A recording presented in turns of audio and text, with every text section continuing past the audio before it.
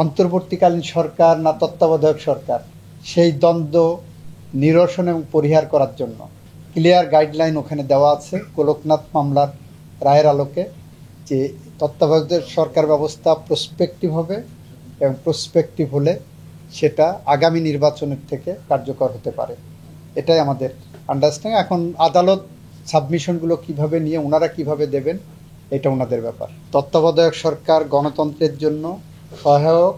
তত্ত্বাবধায়ক সরকার ব্যবস্থা সংবিধানের মৌল ভিত্তি, যে সেই ভিত্তির অন্যতম একটি উপাদান গণতন্ত্র, সেই গণতন্ত্রের ভিতকে মজবুত করার জন্য এর বিকল্প পথ আমাদের সামনে নাই।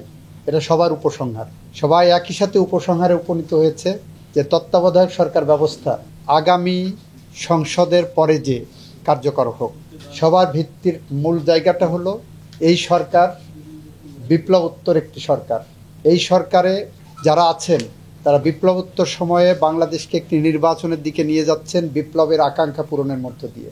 বিপ্লবীরা যা আকাঙ্ক্ষা করেছিলেন, বিপ্লবীরা যে কারণে রক্ত দিয়েছেন, জীবন দিয়েছেন, তাদের আকাঙ্ক্ষাকে ধারণ করে এই সরকার সংস্কারের মধ্য দিয়ে বাংলাদেশকে একটি গণতান্ত্রিক বাংলাদেশের মহাসড়কে নিয়ে যাওয়ার জন্য যে নিরন্তর সংগ্রাম এবং নিরলস পরিশ্রম করে যাচ্ছেন, এখানে হাত দেওয়ার কোনো প্রয়োজন নাই।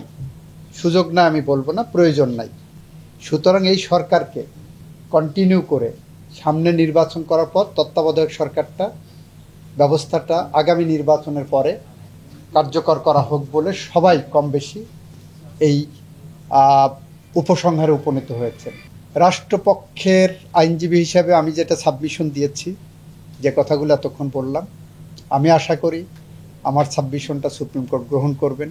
আমরা বলেছি যে তত্ত্বাবধায়ক সরকারের যে রায় খায়রুল হক সাহেবরা দিয়ে গেছেন মেজরিটি, তারা দুইটা মেনলি যুক্তি দিয়েছেন। প্রথম যুক্তি হলো এটা অনির্বাচিত সরকার, এটা সংবিধানের মূল ভিত্তির সাথে যায় না, ডেমোক্রেসির সাথে যায় না। দ্বিতীয় যুক্তি দিয়েছেন এই রায় বিচার বিভাগের স্বাধীনতা ক্ষুণ্ণ করতে পারে, কারণ বিচারপতিরা প্রধান উপদেষ্টা হওয়ার আকাঙ্ক্ষায় রাজনৈতিক দলগুলো লেজুর ভিত্তি করতে পারে। তত্ত্বাবধায়ক সরকারের অধীনে নির্বাচন আর তথাকথিত নির্বাচিত সরকারের অধীনে নির্বাচনের যে প্যারিটি, যে তুলনা, যে চিত্র আমরা তুলে ধরে বলেছি, বাংলাদেশের প্রেক্ষাপটে প্রমাণিত তত্ত্বাবধায়ক সরকারের আন্ডারে যে নির্বাচন, সেই নির্বাচনটা হলো বৈধ নির্বাচন। সেই নির্বাচনগুলো জনগণ তার জন আকাঙ্ক্ষা প্রতিফলন ঘটাতে পারে, সেই নির্বাচনে জনগণ ভোট দিতে পারে। আর তথাকথিত গণতান্ত্রিক নির্বাচন যদি বলে, সরকার বলে তথাকথিত নির্বাচিত সরকার, আমরা বলেছি সেই সরকারের আমলে মৃত ব্যক্তিরা এসে ভোট দিয়ে যায়, রাতের আধারে ভোট হয়ে যায়। ভোট করতে চাওয়ার কারণে ৭০ লক্ষ মানুষের বিরুদ্ধে মামলা হয়, ৪,৫০০-এর উপরে মানুষ বিনা বিচারে বা বিচার বহির্ভূত হত্যাকাণ্ডের শিকার হয়। তত্ত্বাবধায়ক সরকারকে যদি আমরা বলি, গণতন্ত্রকে যদি বলি কোহিনূর, তাহলে সেই কোহিনূরকে রক্ষা করার জন্য তত্ত্বাবধায়ক সরকার এমন একটি ব্যবস্থা যা বাংলাদেশের গণতন্ত্রকে সুসংহত করে বাংলাদেশের মানুষকে ভোটের অধিকার ফিরিয়ে দেয়। এটা হলো প্রথম।